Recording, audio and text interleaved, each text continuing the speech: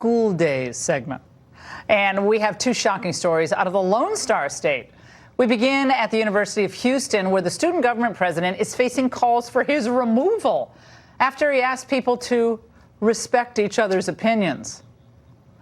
And the University of Texas, Austin is standing by a college instructor who is doubling down on his claim that Republicans are pursuing, quote, ethnic cleansing.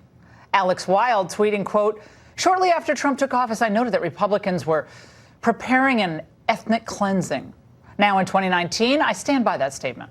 Their thin, panicky public denials stand in stark contrast to their public messaging and to the growing body count. Joining me now is Lily Bonin, senior at UT Austin, correspondent for Campus Reform. Now, Lily, as a student at the university, what was your reaction when you saw that tweet?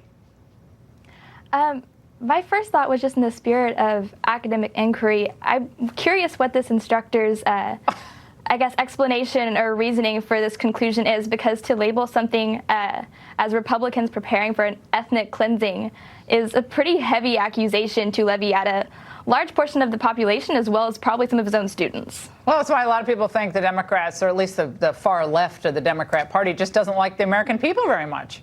I mean, they think millions of Americans are basically white supremacists. They might as well be burning crosses on people's lawns because they voted for Trump. I mean, that's a wild way to get people to come over to your party and insult them.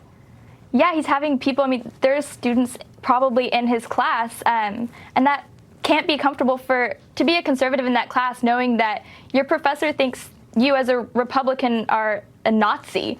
That's not going to be a productive learning environment, and that's not going to encourage any sort of free exchange with your professor. Yeah, people think of school in Texas is going to be a conservative experience.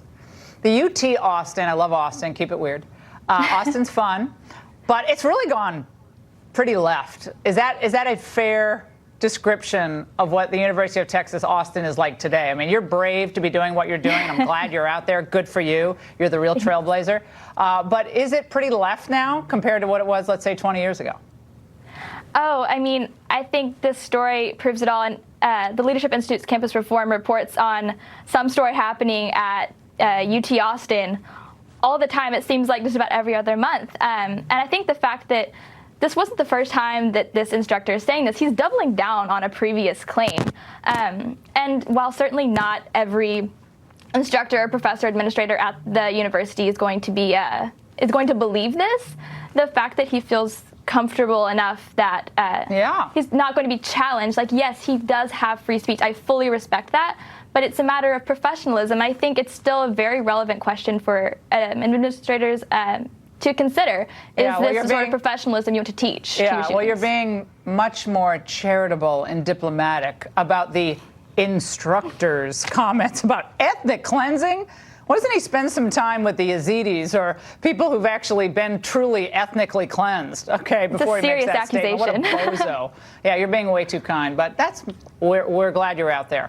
Thanks for being with us tonight. And coming up, many presidents have tried, but it's a battle only President Trump could win. We're keeping